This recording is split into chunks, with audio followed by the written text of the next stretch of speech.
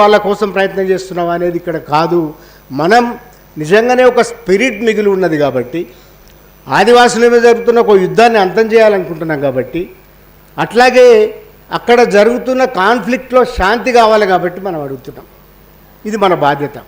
ఎందుకు బాధ్యత అంటే, నిజానికి రాజ్యాంగపరమైన వ్యవహారాలు మాట్లాడడానికి కూడా మనం అంటలేము. అదంతా ఒక కాన్ఫ్లిక్ట్ జరుగుతున్నది, మీరు ప్రశాంతంగా ఉండండి. ఎందుకు అడుగుతున్నామంటే, ఎప్పుడైతే శాంతి ప్రయత్నాలు ఇక్కడ ప్రారంభమైనావో, ఆ ప్రారంభమైన తర్వాత మావోయిస్ట్ పార్టీ నుంచి సరైన ప్రతిస్పందన వచ్చింది.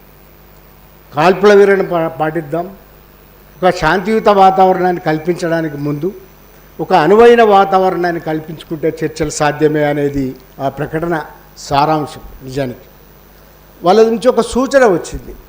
ఈ సూచన వచ్చిన దానికి విరుద్ధంగా ఇద్దరు ప్రముఖులు, కేంద్ర ప్రభుత్వం తరఫున హోంమంత్రి, ఛత్తీస్గఢ్ ప్రభుత్వం తరఫున అక్కడ విజయ్ శర్మ, ఇద్దరూ మాట్లాడినారు.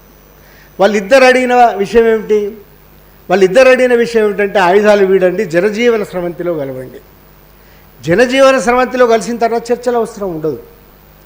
జనజీవన స్రవంతి అనే దాంట్లోకి వచ్చిన తర్వాత ఆయుధాలు విడిచిపెట్టిన తర్వాత చర్చల అవసరం ఉండదు. దానికి చర్చలు చేయాల్సిన పని కూడా ఉండదు.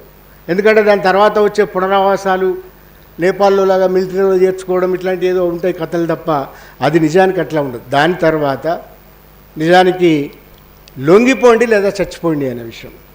ఈ లొంగిపోండి లేదా చచ్చిపోండి అని అంటే అర్థం ఏమిటి? మీరు లొంగిపోతారా లేక చచ్చిపోతారా, మీ ఇష్టం, తెలుసుకోండి.